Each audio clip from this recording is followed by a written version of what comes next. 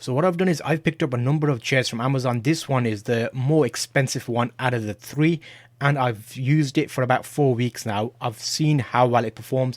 Is it a good one? It's about $200 basically at the moment, and it seems like it's getting good reviews. So now looking at the slightly more pricey chair, it's still not really expensive in the grand scheme of things, but you're looking at about, well, I bought it for £199. It's actually gone down in price to £161.49. Keep an eye on Amazon, the prices do change. I'll put a link in the description so you can check that out if you want to buy it. Now, what do I think of this chair?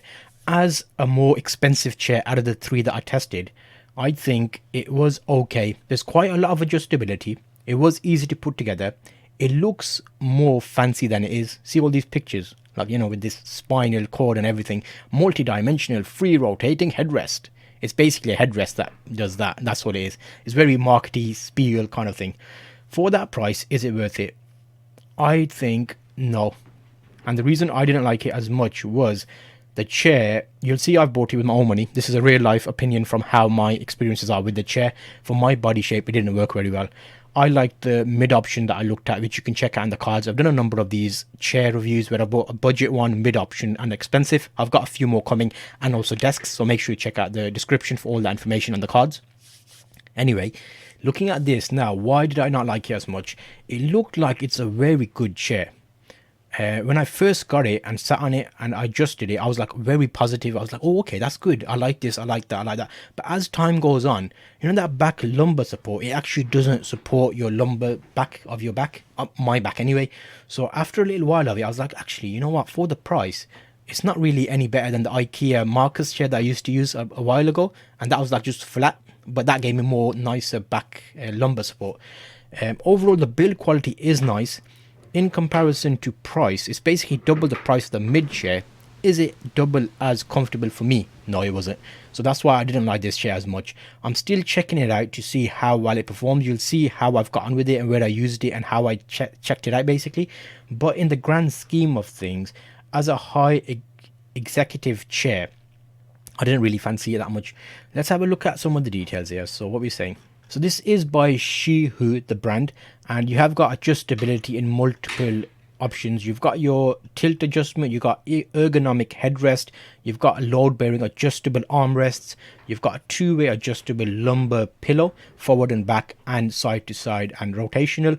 You've got a adjustable backrest 90 degrees to 125 degrees, and you've got a S-shaped ergonomic backrest. If you sit back far enough, it will work quite nicely for you. However, it depends how far back you can sit, because sometimes the base touches the back of your legs when you're sitting down. So that was something that I noticed. It's got a breathable mesh in the back, and you've got a good amount of quality. It was quite easy to put together, and it's a quite heavy chair. Now, it depends. If you're doing the type of thing I do, like talking on camera, that headrest sometimes gets in the way, which is why I prefer some without a headrest. So it is very personable how people will use the chair and what they think about it. So it is worth keeping in mind if you're thinking about the chair and what I'm using it for and what you're using it for and body types. I'm 5'8", about 11 stone, and it was okay. It was able to handle my weight. I wasn't worried about it like making funny maneuvers or it kind of tilting in the wrong way. So in summary, the Shihoo office chair, the slightly more expensive one in the three that I looked at, what would I say about it? Is it a good option? If you've got a day office that you're going to spend a lot of time on the laptop in a certain position, you'll be fine with it. My experience, I'm 5'8" and about 11 stone, so that is giving you an idea of it. I was comfortable on the chair. However, when I went fully back, the base would touch the back of my legs, which felt a little bit like, oh, I couldn't quite get the right position. And the armrests, you can take them off, because sometimes if you like to sit cross-legged, if depending on how you're sitting, you can sit in different ways of sitting on the chairs. You can't really do that on that chair.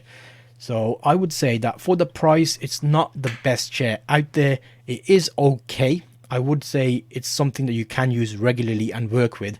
But given the choice, what did I do? I kept the mid option chair, and that's the one that I use all the time. I'm still using this to find out how well it performs, because it's really big, it's really bulky. For my use, it doesn't give me the comfort level that I would want. So that was a quick review on the Shihoo chair. And looking at the chair, it is a good option for you. You can check it out at that price range because it is cheap compared to other chairs, and if you're a bit taller, it'll actually be perfect for you. So keep that in mind if you're thinking about the Shihoo chair, and it's a good budget on there as well.